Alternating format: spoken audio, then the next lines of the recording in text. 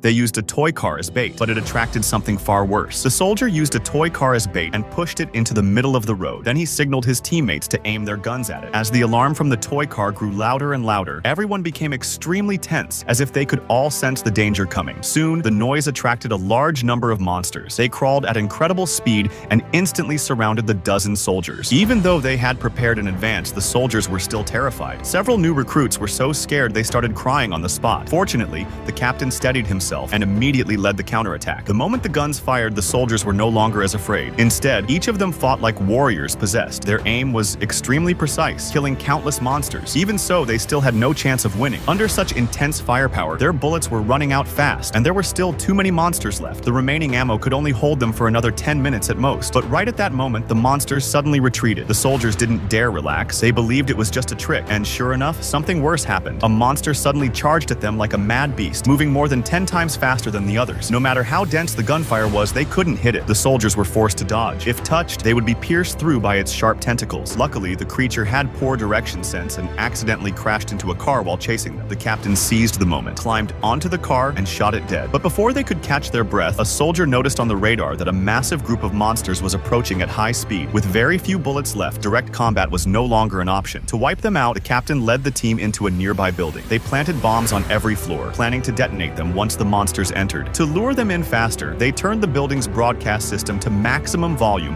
and placed large speakers at the base. They even smashed cars in the parking lot to trigger loud alarms. As expected, drawn by the noise, the monsters quickly gathered near the building, but their numbers far exceeded expectations. A giant monster appeared on a signal tower, using a strange language to summon creatures from across the entire city, likely tens of millions of them. But what happens next changes everything. The bombs they planted were nowhere near enough. With no other choice, the captain returned inside to place more explosives, but time had run out. Just as he finished preparing and tried to retreat, the monsters had already flooded into the building and cut off his escape. In that moment of despair, the captain made a final decision. He ordered his teammates outside to seal the exit on the first floor, trapping both the monsters and himself inside. Then he commanded them to detonate the bombs. No one wanted to do it, but seeing the endless swarm that could destroy the entire city, the vice captain, trembling, placed his hand on the detonator. Finally, after a chain of explosions, the captain, along with all the monsters, was buried in a sea of flame.